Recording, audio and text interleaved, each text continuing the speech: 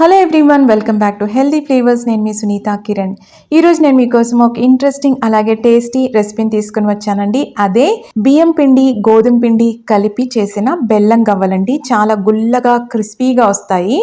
అన్ని టిప్స్తో పాటు నేను చూపించాను కాబట్టి బిగినర్స్ కూడా చాలా ఈజీగా చేసుకోవచ్చు. వీడియోని కంప్లీట్గా వాచ్ చేసి రెసిపీని ట్రై చేయండి, మీకు తప్పకుండా నచ్చుతుంది. మీరు కనుక ఈ ఛానల్ ఫస్ట్ టైం వాచ్ చేస్తున్నట్లయితే హెల్దీ ఫ్లేవర్స్ ఛానల్ని సబ్స్క్రైబ్ చేసుకుని రెసిపీస్ని తప్పకుండా ట్రై చేయండి. చూసారా ఎంత క్రిస్పీగా వచ్చినాయో. ఇక మనం రెసిపీలోకి వెళ్ళిపోదాం. ముందుగా ఇలా ఒక గిన్నె తీసుకున్నానండి. మనం పిండి కలుపుకోవడానికి వీలుగా తీసుకోండి. ఒక బేసిన్ కానీ ఏదైనా ఒక కొలత పెట్టుకోండి. నేను ఈ గ్లాస్తో ఒక గ్లాసు బియ్యం పిండి వేసుకున్నాను. అలాగే ఒక గ్లాసు గోధుమ పిండి సగం సగం వేసుకున్నాను. ఇంత మాత్రం ఉప్పు పడుతుంది. స్వీట్ అనేది పర్ఫెక్ట్గా బ్యాలెన్స్ అవ్వాలంటే కాస్త సాల్ట్ అనేది ఖచ్చితంగా యాడ్ చేయాలండి. ఇదంతా ఒక్కసారి కలుపుకుందాం. ఇప్పుడు ఇంత మాత్రం అండి, అంటే ఒక 2 టేబుల్ స్పూన్స్ అంతా ఉప్మా రవ్వ వేసుకున్నాను. ఇలా వేసుకోవడం వల్ల చాలా క్రిస్పీగా ఉంటాయి గవ్వలు. ఇదంతా కూడా ఒక్కసారి కలుపుకుందాం. ఇప్పుడు చూపిస్తున్న గ్లాసు అంతకన్నా తక్కువగా ఆయిల్ తీసుకోండి. ఆయిల్ తీసుకొని బాగా మరిగించుకోవాలి. మీరు నెయ్యి కూడా తీసుకోవచ్చండి ఈ ప్లేస్లో. ఆయిల్ మరిగిన తర్వాత ఈ వేడి ఆయిల్ ఇందులో వేసేసుకోవాలి. వెంటనే చెయ్యి పెట్టద్దండి, జాగ్రత్త. ఆయిల్ అనేది చాలా వేడిగా ఉంటుంది కదా. ఏదైనా ఒక స్పూన్ తీసుకొని ఫస్ట్ కలుపుకోండి. ఇలా ఆయిల్ యాడ్ చేయడం వల్ల చాలా మనకి క్రిస్పీగా ఉంటాయండి, గుల్లగా వస్తాయి గవ్వలు. ఇలాగా అంతా ఆయిల్ అంతా కూడా ఈ పిండి అంతటికి పట్టాలి. చూసారా, ఇలా క్రంబ్లింగ్ టెక్స్చర్ ఉన్నారు. ఇలా అన్నప్పుడు మనకి ముద్ద కట్టాలి, అలాగే క్రంబ్లింగ్గా ఉండాలి. ఇలా ఉందంటే అర్థం మనకి క్రిస్పీగా వస్తాయని. ఇక్కడ బియ్యం పిండిని వాడుతున్నాము, గోధుమ పిండిని వాడుతున్నాము. గోధుమ పిండి సాధ్యమైనంత వరకు తగ్గించాము. మామూలుగా అయితే కంప్లీట్గా మైదా పిండితో కానీ గోధుమ పిండితో కానీ చేస్తారు కదా. ఇక్కడ 2 కాంబినేషన్ వాడుతున్నాం. కాస్త నీళ్లు వేసుకుంటూ చపాతీ ముద్దలా కలుపుకోవాలండి. ఎక్కువగా నీళ్లు వేసేసుకోవద్దు, ఎంత అవసరమో అంతే వేసుకోండి. చూసారా, ఇలా ముద్ద వస్తుంది. కాస్త చేతికి ఆయిల్ మనం పట్టించుకొని ఇలాగా కలుపుకోవాలి. ఇలాగా ముద్దని ఒకసారి ఇలాగా అడ్డంగా మళ్ళీ ఇలాగా ఫోల్డ్ చేస్తూ కలుపుకోండి. ఇప్పుడు ఒక ముద్దలా చేసుకొని అదే గిన్నెలో పెట్టేసుకొని మూత పెట్టుకొని ఒక 10 నిమిషాలు పక్కన పెట్టేసుకోవాలి. రవ్వ ఏం పిండి కూడా వేసాం కదా, బాగా నానాలి. 10 నిమిషాల తర్వాత ఇప్పుడు ముద్ద చూసారా ఎంత చక్కగా వచ్చిందో మనకి.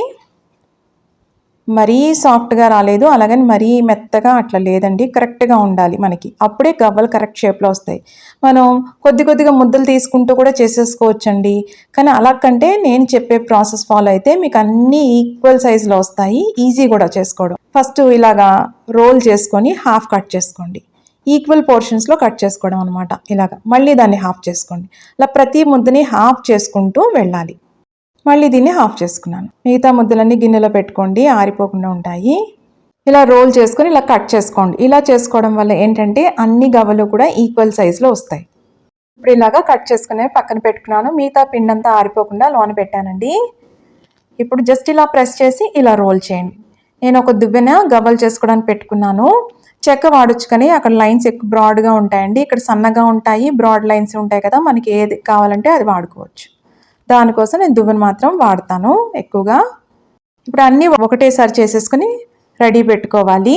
మిగతా పిండి ముద్ద ఉంది కదండి, అవసరం పడితే చేయి తడి చేసుకుంటూ మనం రోల్ చేసుకుంటూ ఒత్తుకోవచ్చు, ఏం పర్వాలేదు.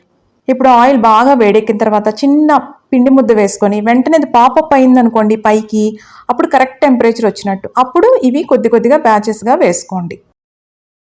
మీడియం ఫ్లేమ్లోనే వేయించుకోవాలి, లేకపోతే లోన ఉడకదు, పైన కలర్ మాత్రం వస్తాయి. మధ్యలో మంటను పెంచుకుంటూ తగ్గించుకుంటూ ఏంటంటే ఆ టెంపరేచర్ మెయింటైన్ అవ్వాలన్నమాట. అప్పుడు అన్నీ ఒకటే రంగులో చక్కగా క్రిస్పీగా వస్తాయి. చూసారా, గోల్డెన్ బ్రౌన్గా వచ్చాయి కదా.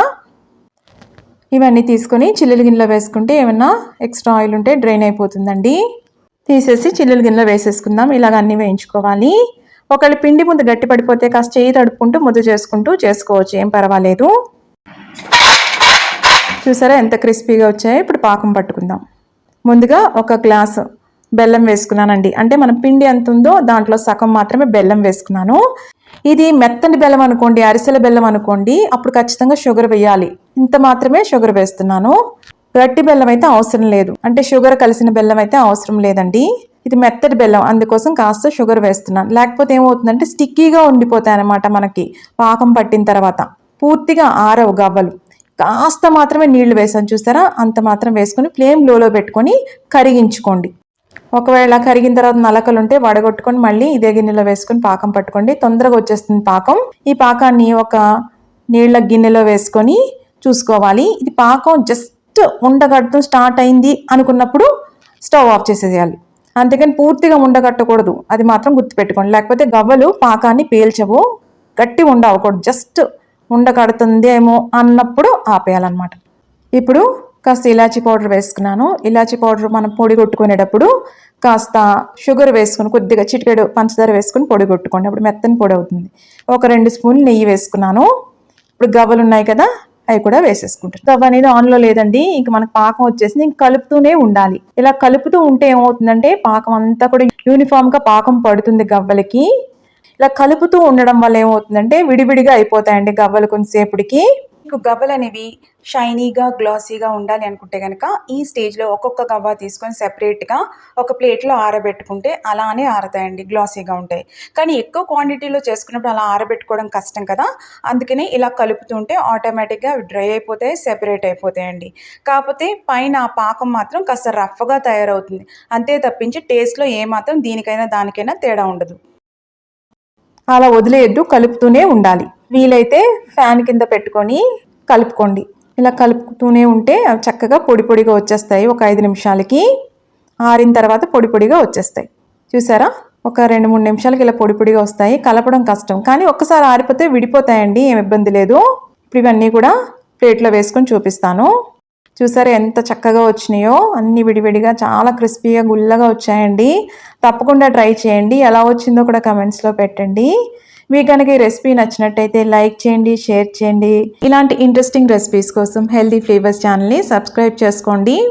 మన ఛానల్లో అన్ని టిప్స్తో పాటు రెసిపీస్ ఉండటం వల్ల బిగినర్స్ కూడా ఫస్ట్ టైం చేసేవాళ్ళని చాలా ఈజీగా చేసేసుకోవచ్చండి, అంత ఈజీగా ఉంటాయి. ఇలాంటి స్నాక్స్ వల్ల ఏంటంటేనండి, ఎక్కువ మనకి ఎప్పుడైనా స్వీట్ క్రేవింగ్స్ ఉన్నప్పుడు 1-2 మాత్రం తీసుకొని మిగతాదంతా కూడా మనకు ఒక హెల్దీ ఫ్రూట్ ఏదైనా తీసుకుంటే మనకు చక్కగా క్వాంటిటీ కట్ డౌన్ చేసినట్టు ఉంటుంది, అలాగే క్రేవింగ్స్ కూడా సాటిస్ఫై అయినట్టు ఉంటుంది కదా. సో ఇలాంటి రెసిపీస్ అందుకు పనికొస్తాయి. సో తప్పకుండా ట్రై చేయండి. మనం అన్నీ తినాలండి, అన్నీ ఎంజాయ్ చేయాలి, ఒకటే లైఫ్, కానీ క్వాంటిటీని కట్ డౌన్ చేయడం తెలియాలి. చూసారా ఎంత క్రిస్పీగా ఉన్నాయో. మళ్ళీ మరొక ఇంట్రెస్టింగ్ రెసిపీతో మిమ్మల్ని కలుస్తాను. అంతవరకు stay healthy, happy. Thank you.